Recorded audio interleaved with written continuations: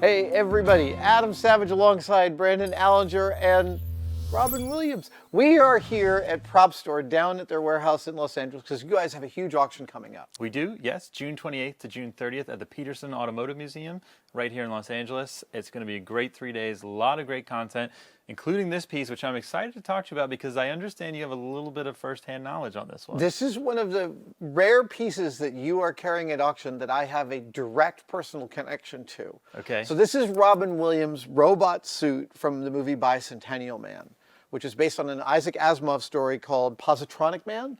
Isaac Asimov, of course, a legend of science fiction. I actually worked on this film.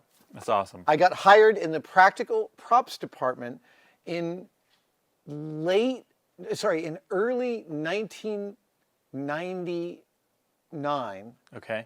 I remember this because I literally started work about a week after my twin sons were born. Oh, wow. And I spent 6 months on that job making hand props and stuff for the walls and various things. But it was the second Robin Williams film that I worked on, and the first one in which I had a bunch of interactions with him. What was the first one? Well, the first one was Flubber. I worked on Okay. Flubber Yep. and spent a few days on Yep. set on that one. Okay. And you guys have probably carried a Weibo or two. We did have a Weibo, yes. Yeah, that was a good one. Another good Robin Williams robot prop. Well, so I will tell you, the story of this suit is that I saw pieces of the suit. In the practical props department, we didn't deal. This was a totally separate unit. Right. This is built by Steve Johnson's XFX. Yeah. And it is actually, well, first I'll tell you my Robin story, and then I'll tell you what is totally unique I've understood about this. Is that one time I was in the bathroom while working in the model shop, and I came back out of the bathroom and found Robin in this suit, staring at my toolboxes. Now, I had these crazy toolboxes that were on scissor lifts that like I could lift up to be at my height. They were made out of metal. So these were my toolboxes, and they came out and I found Robin in costume looking at the toolboxes, and he said, "They told me these were yours. Tell me about these toolboxes." And we had this lovely 45-minute conversation where he told me about his grandfather was a tinkerer and that these really were evocative to him. And I was like, well, you look at the tools. And I meanwhile grabbed his arm and I'm like, I want to look at the suit. Because this suit is totally unique in film history in that it covers every inch of the actor's body. There's not a joint, there's not a underarm, there's not an inside of the elbow or back of the knee that isn't covered by hard plastic. And rigid. All rigid, hard plastic, yeah. It's a great suit. I mean, a huge amount of engineering went into this, as I understand it. And it's interesting, when it came in, I was looking at the head, because I believe they did some versions that had silicone faces. Well, he goes through a progression of becoming more and more human, getting more upgrades to look more human until he has Robin Williams' actual face later on. And that goes through a bunch of iterations, and I think this is an early hard face where the mouth moves. Yeah. But it's like the idea is an industrial robot from 25 years from now. Right. Yeah. Look at the eyes. I love the eyes because you can tell it's like a little mesh screen intended for him to actually look through. I mean, there's a lot going on with the subtleties of the suit. Some of the clear panels here on the sides and the detailing that's been placed underneath them. The shoulder rings. I mean, I imagine these are real bearings. They are real Kadon bearings. Rotate. They are expensive as hell.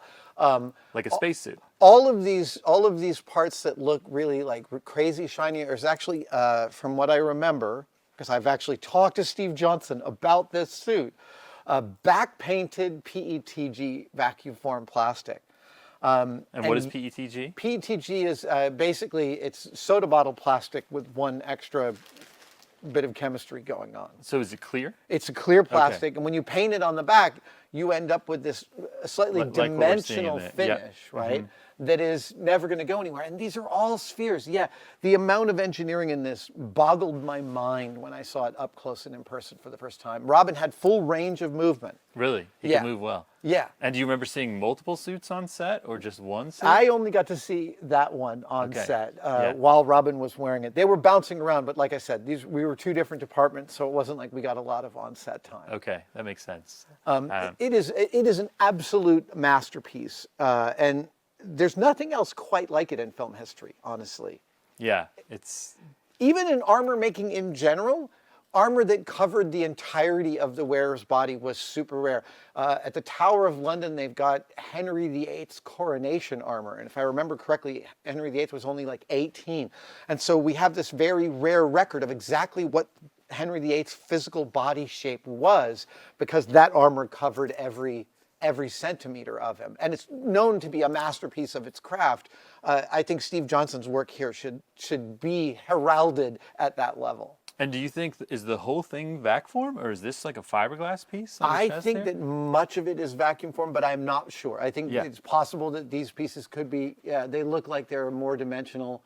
And it's hard to keep dimensionality with vacuum forms that large. There's also, I mean, I want to take a look at the back here, because they also did all of this translucent stuff. Right, look at that. Where you can see pieces through it. And I mean, and this is sort of harking to a prognosticated industrial design, right? Like, what would our service robots be like? This is magnetic, right? I believe it is, yeah. Oh my gosh. Oh! Very cool. And that's all dressing. Right? That's all dressing, Nothing practical absolutely. Yeah.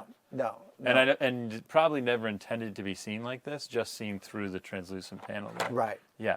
And they literally had to lock him into this suit. It's covering every inch. His butt, like, so I can see these little yeah, I was looking at those twisty little locks clasps. here. Yeah. Even the back of the knees. Yeah. They have made a little bit of a compromise, and there's some bellows between the hard parts on the back of the knees. Some fabric creeping in there. Some tiny amounts. But most of it, like these elbow joints here, that's all rigid lobster plates. Rigid lobster plates that are spherical. Yeah. Every single piece of this would take one person weeks to do. Like every last joint here. Yeah. I'm sure it was a massive engineering project and probably a huge budget to accomplish this. I hope so. Yeah. They made a whole bunch of these. I mean, the film features Robin in this, and he is wearing the suit, from what I remember, for the entirety of the film. You mean him, not him, stunt performer. That's correct. Yeah, Robin Williams is, I mean... He's doing it. Yeah, he is actually wearing it. Well, it's probably like C-3PO, where you don't get the right mannerisms, you don't get the right body language unless it's the real guy in the suit, right? I'll tell you this one other story. So on Bicentennial Man, I'm at craft services one morning getting a bagel, and there's Robin on the other side of the table getting a bagel. So we start chatting. And that morning, there was a news story about a boat having foundered off the coast of Florida with like 2 tons of cocaine in it. And Robin just starts to do impressions of the kind of people who might show up to help. So he's doing all these like folks showing up to be like, I can help you get that cocaine out of the ocean if you want. And this devolves after about 10 minutes into Robin doing impressions of coked up dolphins. Which is one of the funniest things I've ever seen. And then I'm starting to get nervous because my supervisor is waiting for me to be on time that morning. And I'm seeing that the clock is ticking. And I did something that young me never would have imagined could be possible, in which I said, Robin, I have to go to work now. And I had to stop like the funniest man alive from doing a comedy routine for me alone, so I could not get fired. Yeah, and he probably would have happily carried on. And I met him several times since then, and every interaction was just that lovely. He was a super generous, lovely guy. And also, legendary performer. I will tell you, on set, I did get to watch him do takes on set a few times, and it was always amazing because he'd get the one that they needed in the can, and then he'd be like, can I cut loose? And he would do... Honestly, several times I watched him do 30 versions of a funny line. Wow. And each one was different, and each one was hilarious. And the crew trying harder and harder to hold on to their equipment without laughing. That when he finally finishes, everyone just breaks into applause. It was pretty special. I wonder if he found it restrictive, a personality like that, to be put inside this tin can, this suit, where it's that much harder to engage with people. Yeah, that's a great question. I would have loved to ask him that. It is an amazing piece. I have seen replicas of these that have shown up over time. Some of these molds got reused, but this is from the film. This is actually this is an original suit, head to toe. I mean, you can see like the gloves here were clearly cast in foam latex. We've got some deterioration, but most of it, because it is rigid, fiberglass, vac form, etc., it's held up really well, and it presents beautifully. It really, really does. An incredible, incredible piece. I'm so delighted to see it again. And I'm glad that you were here to share some stories as someone who was there firsthand. Amazing, Brandon. Oh, this head stuff is so perfect.